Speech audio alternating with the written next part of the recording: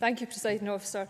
I want to start by congratulating Jeremy Balfour on his maiden speech. I listened to it with interest, particularly the parts about his experience as a serving member of the Tribunal. I just hope the Tories have had the good sense to place him on the Social Security Committee.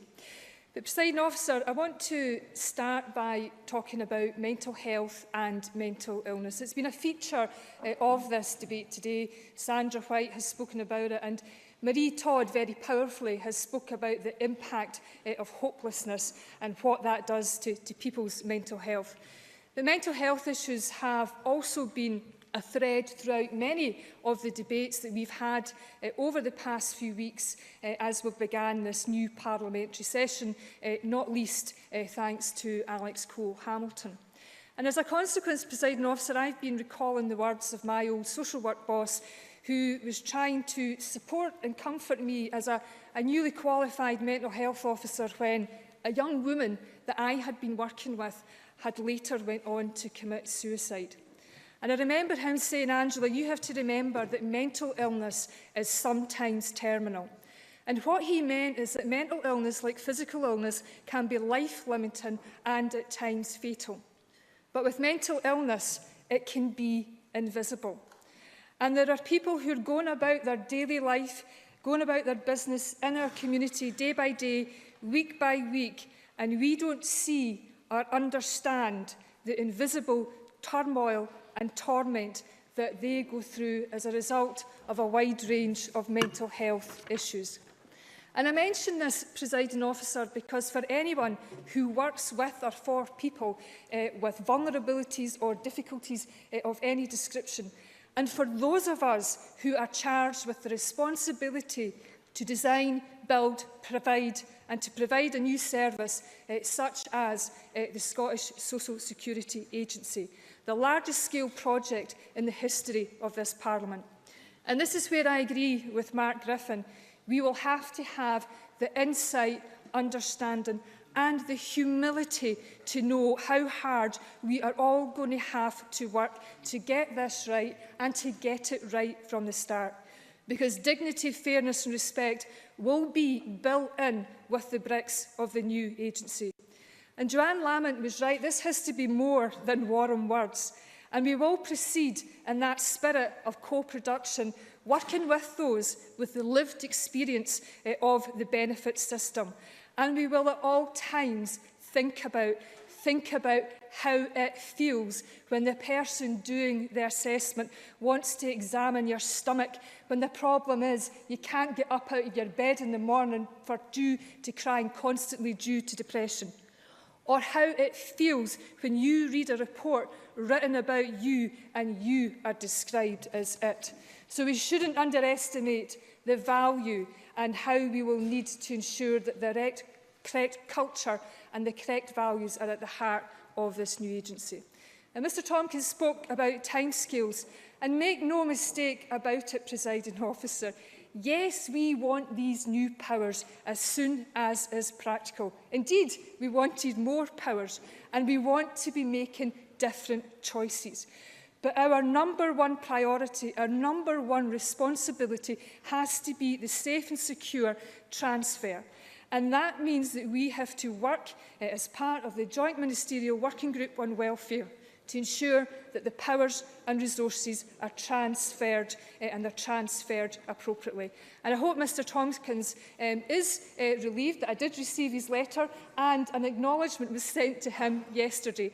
But I can tell him that the Joint Ministerial Working Group on Welfare will, for the first time after the election, meet next week. And I've had constructive discussions both with David Mundell and Stephen Crabb. But I have to emphasise the practicalities here. Folk rely on their benefits, and we won't be gestured or bullied into unrealistic timescales despite our eagerness. We have to get this right.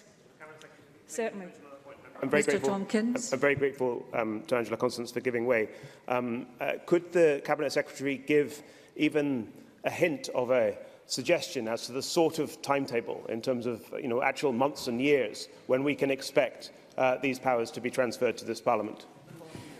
Well, as Mr Tompkins, I think, actually acknowledged in his letter to me, that the implementation dates for welfare will be agreed by the Joint Ministerial Working Group on Welfare. And as he also knows, that this government will be undertaking over the summer months a pre-legislative consultation on the new Scottish Social Security Agency. So we are proceeding with a wealth of work. It is detailed work. We will proceed as fast as we can, but with great care and cautious, because we will not compromise this getting it right, because people depend on us and they depend on receiving the right benefit at the right time for the right amount. And if I can turn my attention just briefly to the Conservative motion. Many members have picked up on the fact that the Conservatives have conflated some of the issues in and around disability with employment, and how that covertly feeds into a nasty narrative that is about the deserving and undeserving poor. And we have to remember that we don't have all the powers in terms of supporting people into work. And I regret that deeply, and we will ensure that we use the powers that we do have to maximum impact. But it would be remiss of me not to reiterate that before employment services were devolved, that they did receive a whopping 87% cut before the powers and resources were transferred. And we have to question the Conservatives on some of their practices, because now 100% of the welfare state remains with them. When we get the new powers, we indeed will have 15%. And we have to question, how does losing your Motability vehicle help you get to work? And that makes a sham of their claim to be ambitious about reducing the disability employment gap. Or how does it help people, making them fight for what should be theirs by right? How does that increase their confidence and insist them into the workplace? Presiding Officer, we will continue to oppose all attacks to social security for disabled people from the UK Government. And it is imperative that expenditure is protected, not just for the benefits that are to be devolved to Scotland, but also for those benefits that will remain reserved. And that includes ESA. And we've heard Tories today appeal against those unwarranted attacks on Westminster. And like Pauline McNeill, what about the unwarranted attacks on the poor? I haven't heard any Tory member today stand up for the poorest in our society.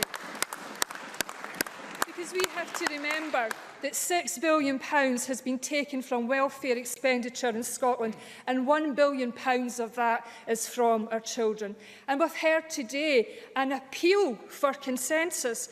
Well, if Mr Tompkins thinks that he can come to this chamber and appeal for consensus when they're cutting £30 a week for employment support agency, or to defend a sanctions system that is not fit for purpose, to quote an infamous Tory, he can get on his bike. And if they were really serious about consensus, they would be voting with the far more progressive voices on a range of benches tonight. They would be voting against the £12 billion of cuts that have still to come. £12 billion of cuts on top of the £21 billion already taken out of welfare, the length and breadth of the UK. And finally, Presiding Officer, I know the Tories like to vote no, so why don't they vote with us tonight and vote no, stand up to Westminster and, along with the rest of this chamber, vote no to welfare cuts?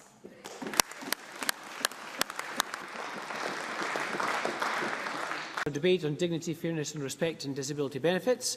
And the next item of business is decision time, to which we now come. There are 3 questions to be put as a result of today's business. And I wish to remind members that if the amendment in the name of Adam Tompkins is agreed, then the amendment in the name of Mark Griffin falls. So the first question is that Amendment 374.2 in the name of Adam Tompkins, which seeks to amend Motion 374 in the name of Angela Constance on dignity, fairness and respect and disability benefits, be agreed. Are we all agreed? No. We are not agreed. There shall be a vote. Members should cast their votes now.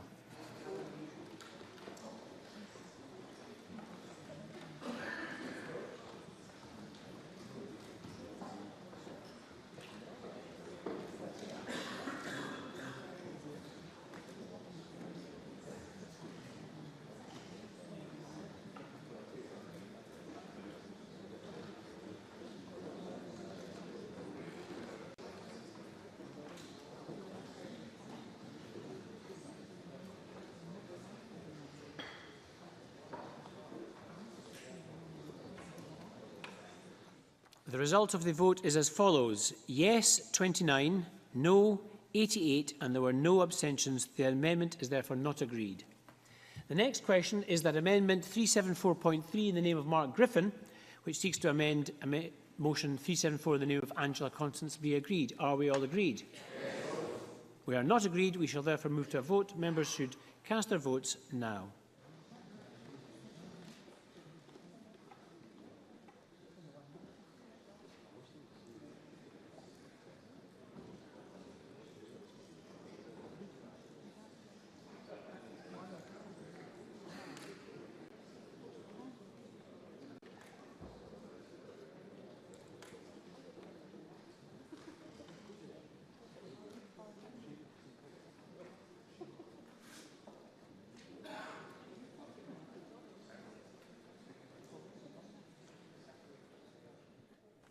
And the result of the vote is as follows. Yes, 88, no, 29. There were no abstentions. The amendment is therefore agreed.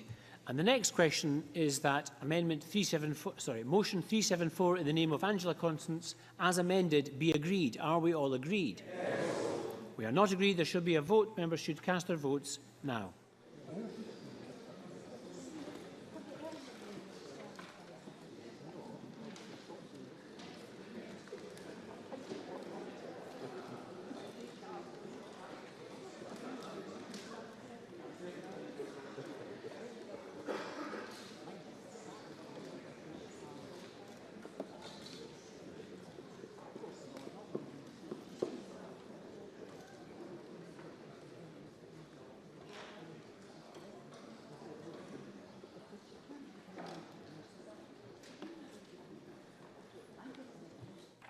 And the result of the vote is as follows. Yes, 88, no, 29. There were no abstentions. The motion as amended is therefore agreed.